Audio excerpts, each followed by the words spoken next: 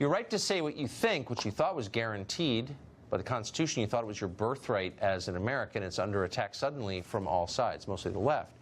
Big tech has recently taken the lead in suppressing free expression, but they're not alone.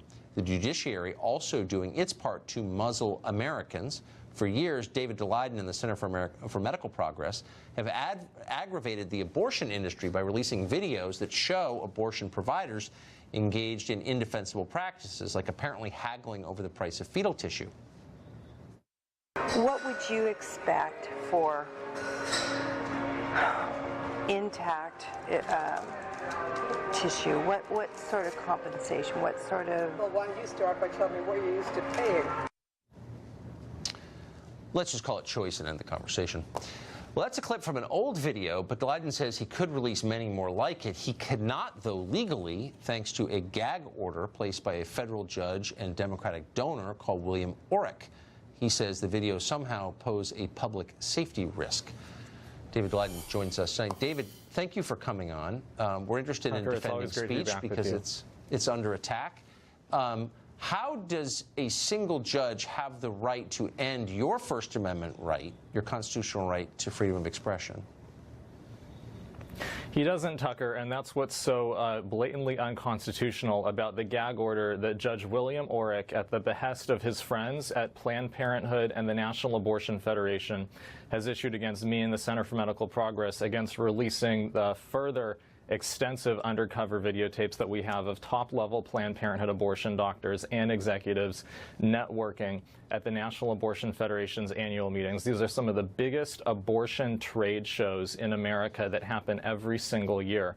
And Judge Orrick, for his part, is the founder of a Planned Parenthood clinic in Northern California in San Francisco. He helped open and run and fund this Planned Parenthood clinic for many years before he was a judge, and now he's somehow the judge who is sitting in judgment over these lawsuits brought by Planned Parenthood and their proxies of the National Abortion Federation, trying to shut down my freedom of speech, the freedom of speech of all pro-life Americans, and really of any citizen journalist. These are some of the most damning and incriminating videotapes that we ever recorded undercover, and they're being held back right now by this biased federal judge in San Francisco. I mean, but let me just say, you're always welcome to play them on this show. Even if I didn't agree with you, though I do, for the record, even if I didn't, we're against censorship, and you have a right to say what you think. How quickly does this judge justify this? How are these videos a public safety threat? Sure. So what Judge Orrick, basically just borrowing wholesale the really gross and offensive smears from the National Abortion Federation and Planned Parenthood, smearing millions of pro-life Americans across the country, saying that we're violent or saying that we somehow would threaten people.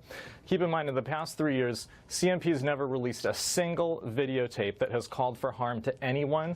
We call for people to contact their elected representatives and officials to hold Planned Parenthood accountable under the law.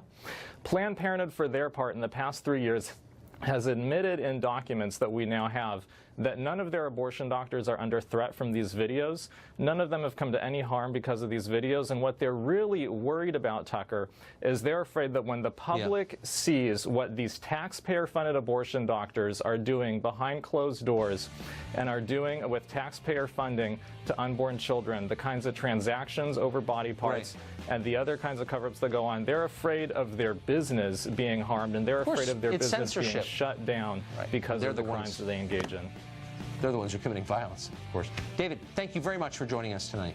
Come back anytime with those videos. Politicians, journalists, other elites routinely call the president a dictator, but few of them, weirdly, have anything to say